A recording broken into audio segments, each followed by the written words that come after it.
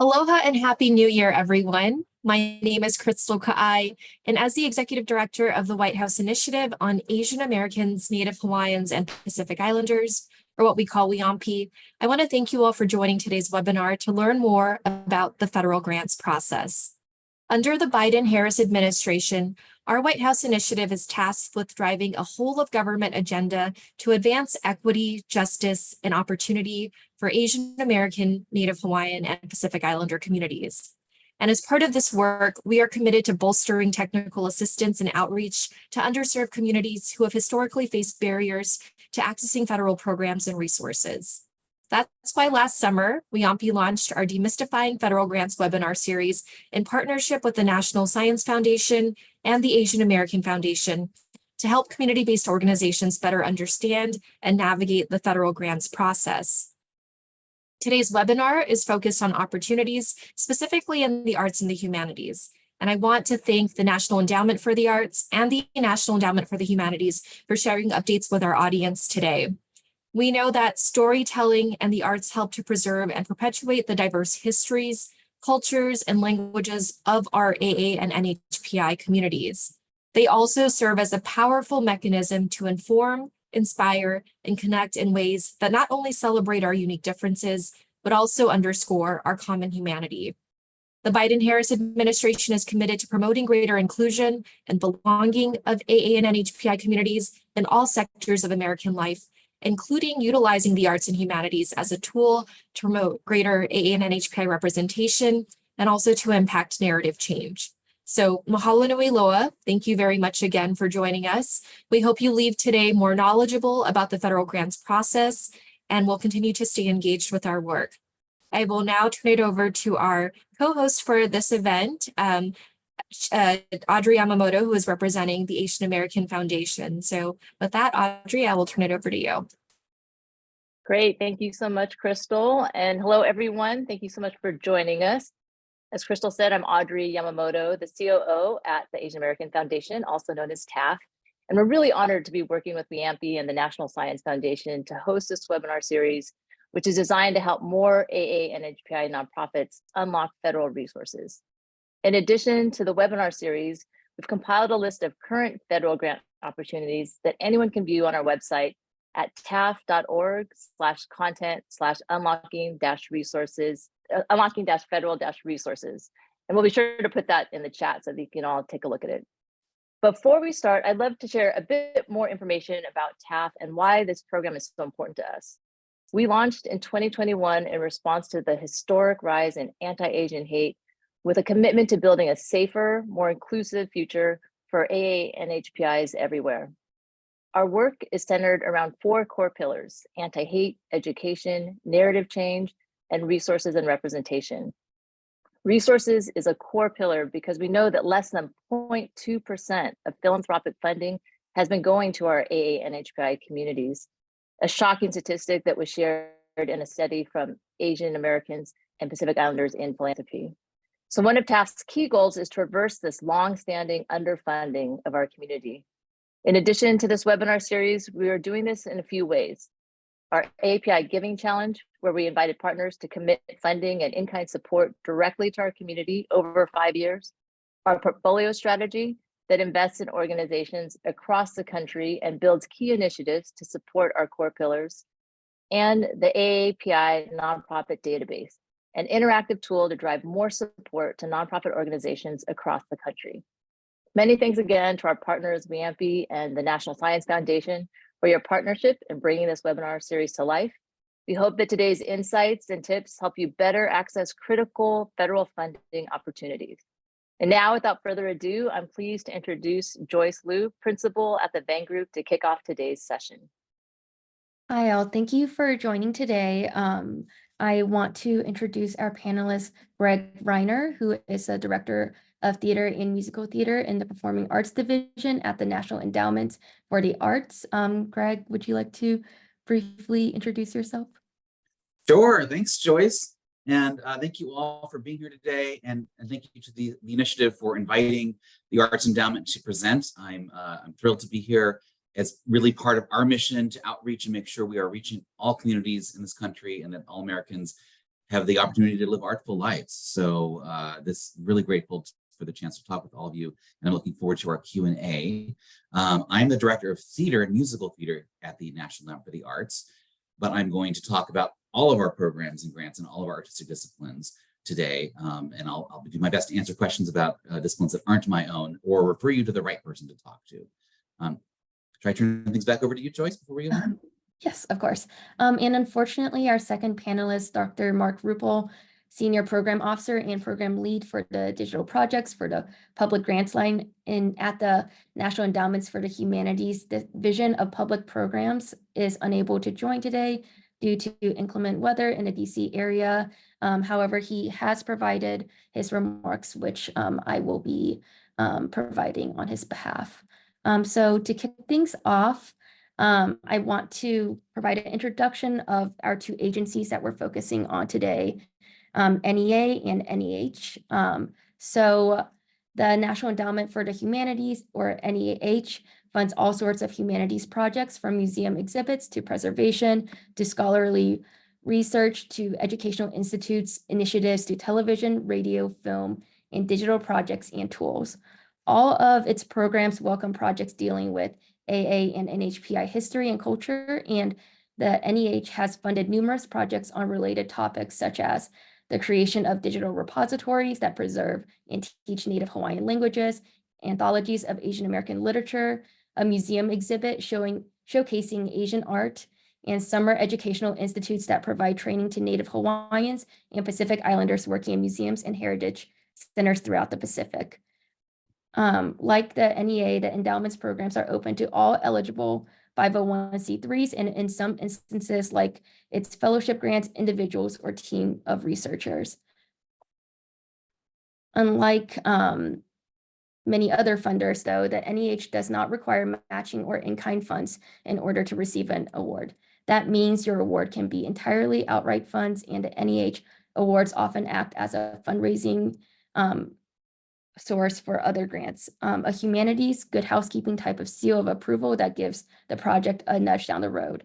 The only exception to this are NEH Challenge Grant Awards, which are major grants for humanities infrastructures like buildings.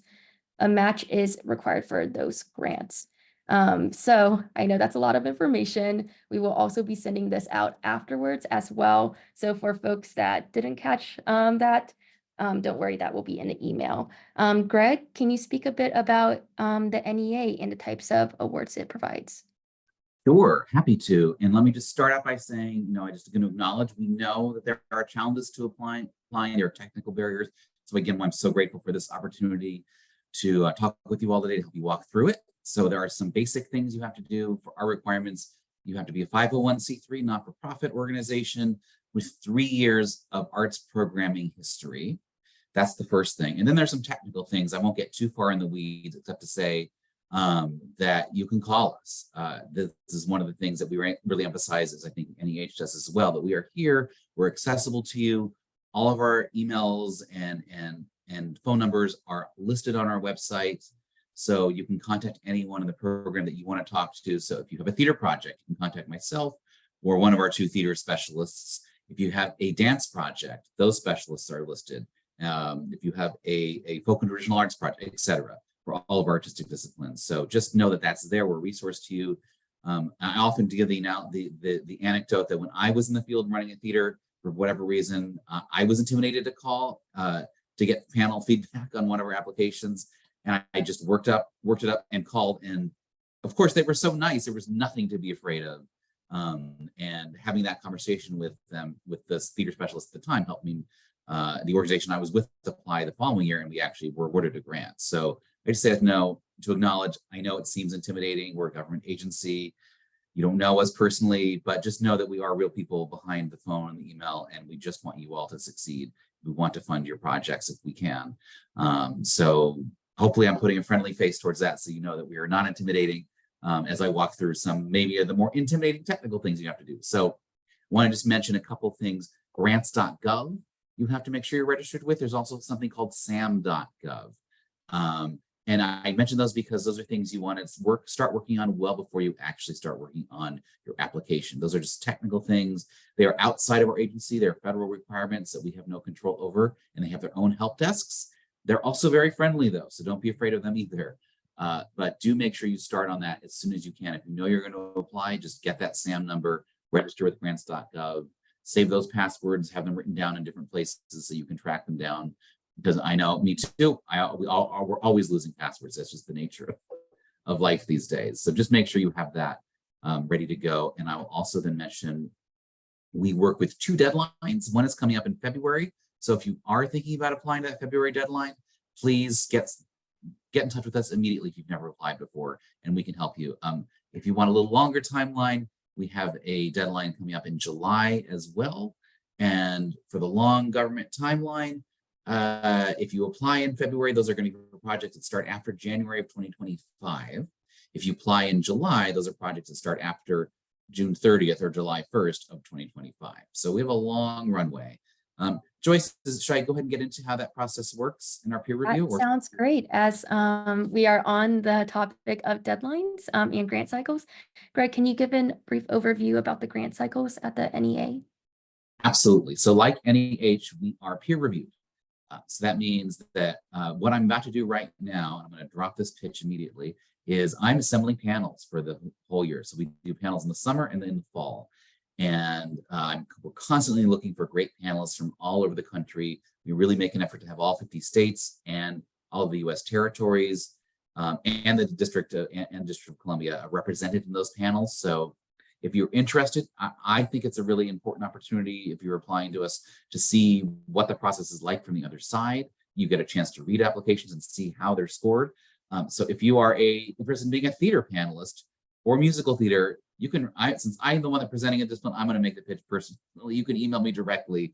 I think we're going to share my email, but it's reinerg@arts.gov. But if your specialty is dance or museums or visual arts, I'm also happy to point you to those disciplines as well. And I know they would welcome great panelists, and they're going to be starting to work on recruiting for their panelists in the next couple months as well. So we put together these peer review panels. That means it's not us, it's not bureaucrats in DC making decisions. It is all of you, people like you around the country, reading and rating the grants. I also mentioned the panelists are paid. So we're not asking you to volunteer your time for that. So if you applied in February, those applications would go to a peer review panel in July or August. They're reviewed, then they would go to what's called the National Council on the Arts, which is a presidentially appointed and Senate confirmed body. It's like our board of directors for those of you who work in nonprofits.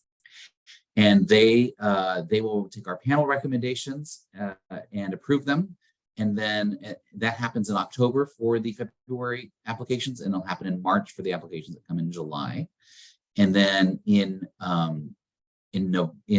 November or December, the applicants will receive notification of your awards, and then we start to work with you on actually finalizing your project budgets and getting your award out the door in the following year in time for you to do your project. Unlike the NEH, our grants are matching grants; they're 1-to-1. So, for example, if you get a $50,000 grant, you have to match that with $50,000 of non-federal funds. And that is that part of the process. Joyce, should we go on to the next bullet point? Or do you want to add anything? I will talk a bit about NEH grants. So NEH grant cycles are organized around its 3 national council meetings, which are convenings of a body of 26 field experts appointed by the president and confirmed by the Senate, similar to what NEA has. And they assess the division's initial recommendations and provide advice to their chair, Shelley Lau, who has the final say. These meetings are held annually in November, March, and July. And many NEH programs have multiple deadlines a year, while some are only offered annually. The endowment does not have a rolling deadline for its programs. And next, I do want to talk about how the NEH is unique amongst funders in how they welcome and encourage discussions about projects with the program officer. These conversations can range from early ideation and program fit to deeper discussions about a project's goals and foundational humanities content. In many programs, program officers will even review draft proposals and offer directed feedback about your work. They do their best to make sure that your project is as competitive as possible before submission. And if you're interested in applying, the NEH has resources, including individuals that are listed in the division where you can contact. There are also general inquiry emails that are listed on each grant program page.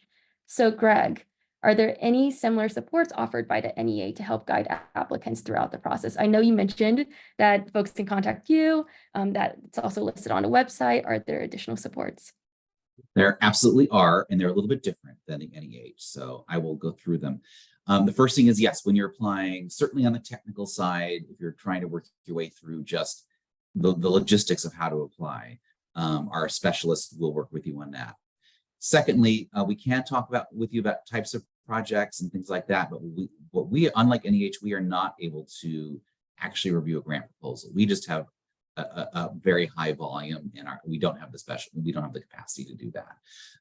So we're not able to read the applications, but we can talk with you about your project and give you some feedback based on how we think a panel might receive it or not. And then after, and I think this is an important part of the service we offer, whether you are funded or not, we do provide panel feedback. So when you get your award notice, you can then follow up with the specialists, and they will walk you through what the panel comments were. And like I said, that was one of my early relationships with the NEA when I was still in the field, was getting that panel feedback, and it's super helpful.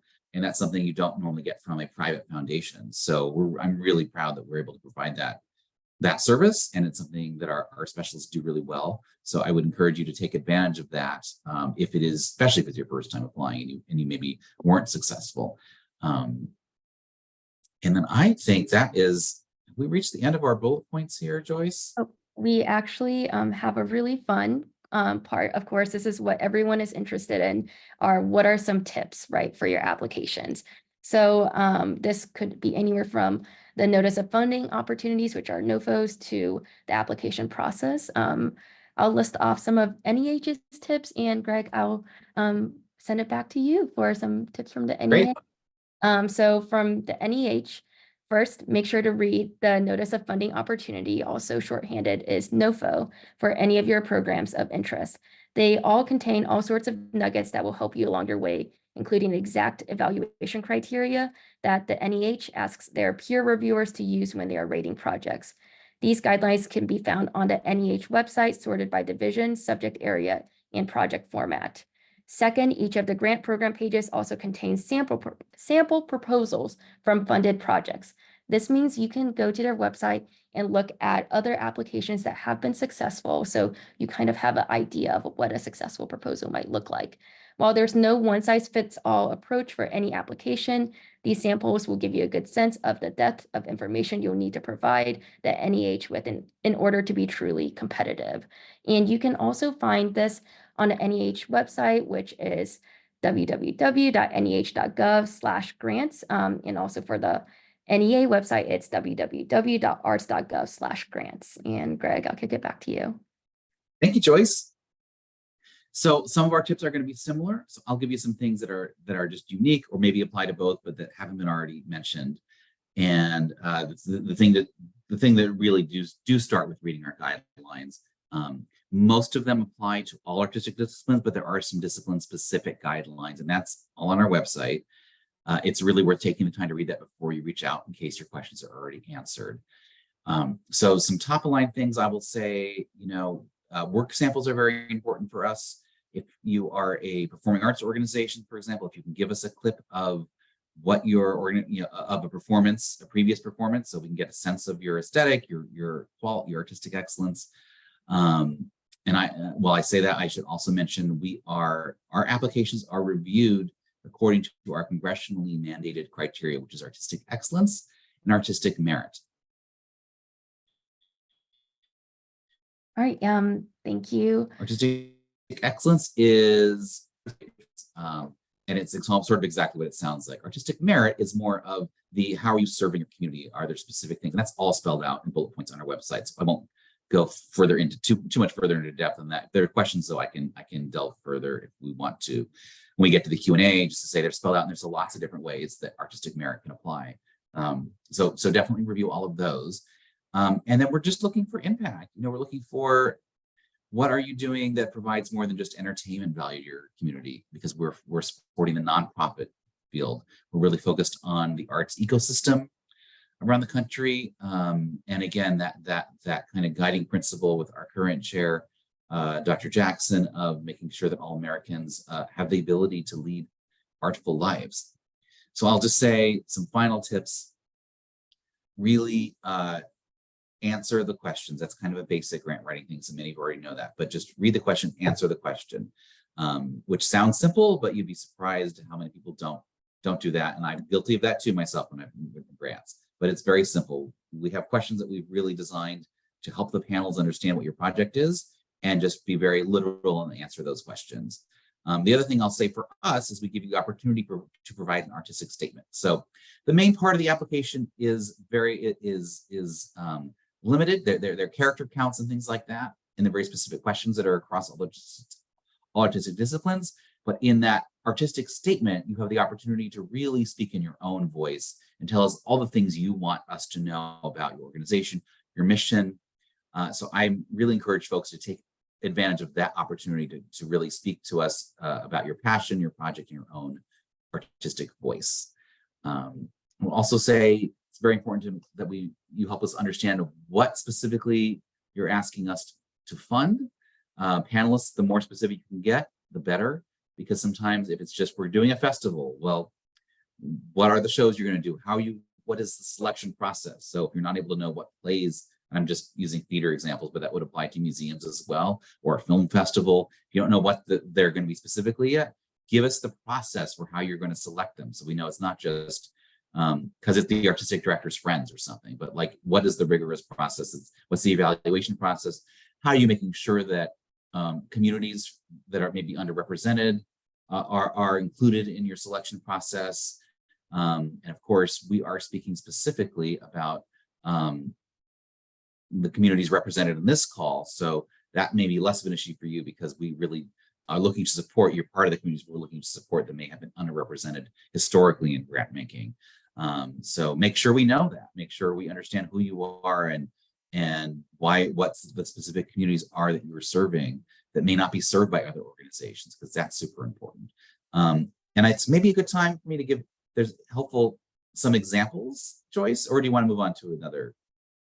Because we only have a few minutes left, I do want to get to a few audience Q&A questions, but just to let the audience know, we will also be sending out resources in a follow-up email, including some examples, Greg, also some from the NEH as well. So a really popular question in the chat is that, is there for NEA, is the grant for a specific project, or can it be also used as a general operating expense? So for the NEA, we are only allowed to make project-specific grants. We are prohibited by Congress from doing general operating support. There have been exceptions to that. For example, the American Rescue Plan, Congress did let us do general operating support, but in most cases, it must be project-specific.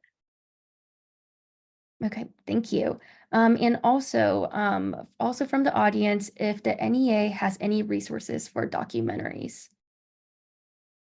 Yes, we have a media arts program and they do fund documentaries. And if you are working on a documentary project, I would encourage you to reach out to that team that's led by my colleague, Jack Steluka, and that's on our website.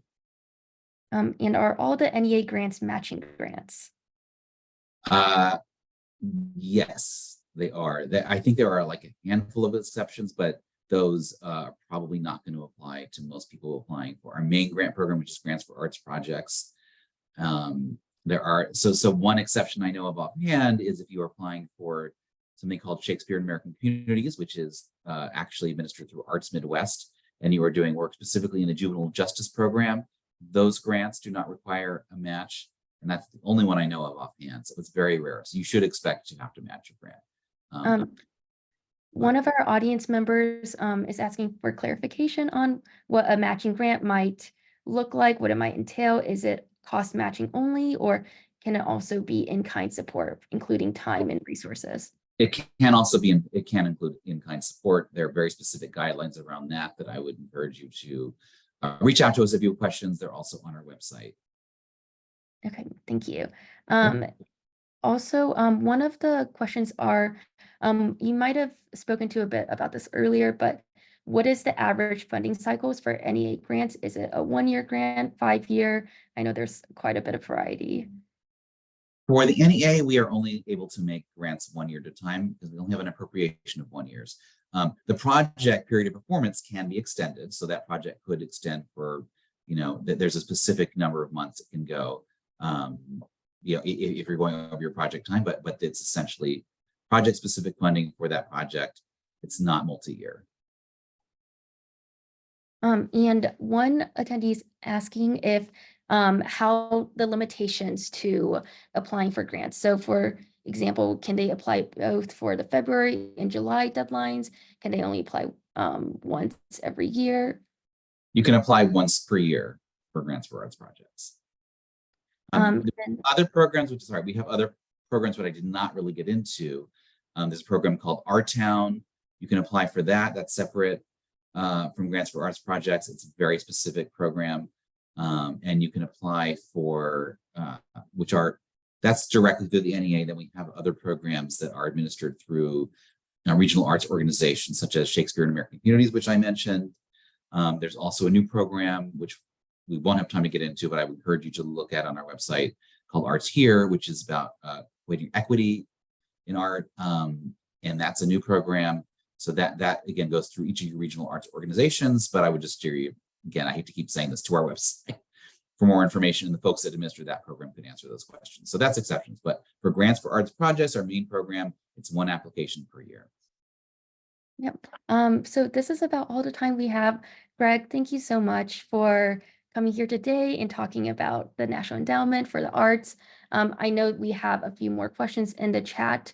Many of these are really specific. I highly encourage everyone to check out the NEH website and also the NEA website. I know when I was browsing earlier this year, last year, there's a wealth of information. We will also be sending out resources after this webinar as well. And really, thank you all for joining today. Thank you, WHIAANHPI, thank you, TAAF, and thank you, Greg, and the National Endowment for the Arts. Have a great day, all. Thanks, everyone.